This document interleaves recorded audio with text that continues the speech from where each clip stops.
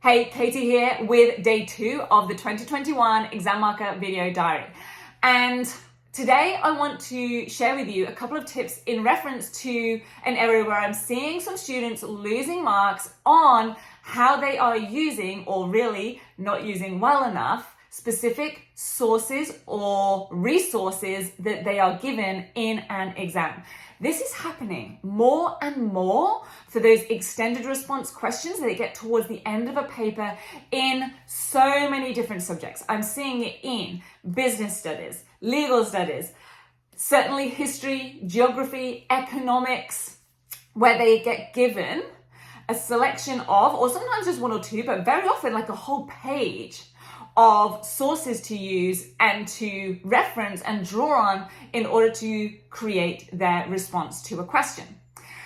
And there's a couple of very specific things that students need to be doing. Number one, they need to be explicitly referring to the source and specifically referencing items within it. So it is not enough just to say something like source one shows, and it might be something general, that people are suffering from poverty, or the business has been declining, or it gives a sense to the audience of fear or suspense. They need to say specifically what is in that shows that. So they need to be referring to specific data. If it's an image, I will say to students, specifically tell me, in the top right-hand corner, this person's face shows the expression of whatever it might be.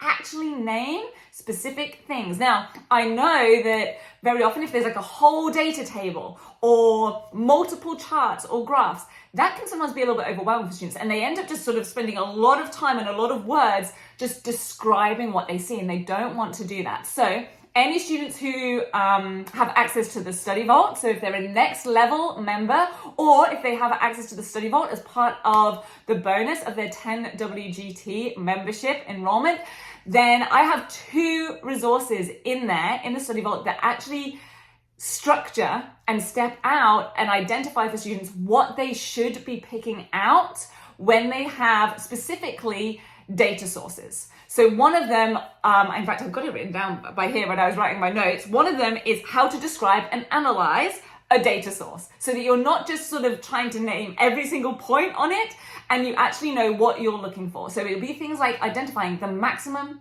and the minimum. And there's another 5 as well that I have in that. So make sure you go grab that if you have access to that. And if not, make sure your team has a way of structuring that and knowing what they're going to be looking for and referencing within their answers whenever they are faced with a source or a figure or a stimulus item of some sort. And the second thing is making sure that they're taking that care to ensure that they are fully understanding and accurately reading whatever that source is. I have seen quite a few answers where students will talk about things like, this region is suffering, over 55% of the region is suffering from poverty or is in poverty. Whereas actually, they haven't read the categories quite right on the choropleth map, and they've actually said greater than 55%, whereas the arrow is actually going the other way, and it should be less than, it should be up to 55%.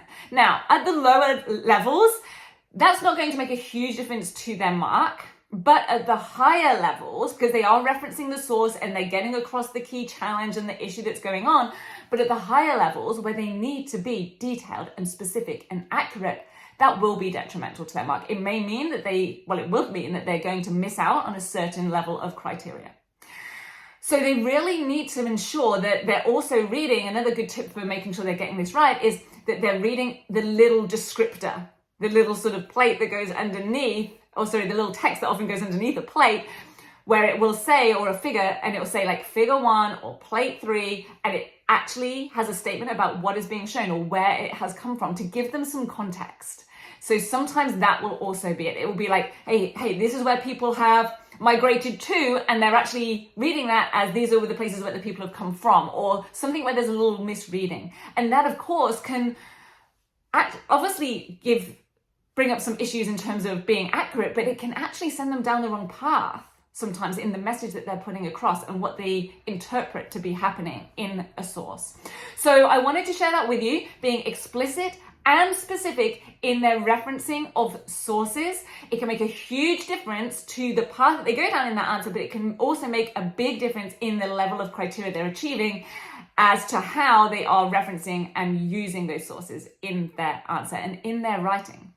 So that's it from me for today. I'll be back again with another Exam Marker video diary entry for you. And until then, have a fantastic week and I'll see you soon.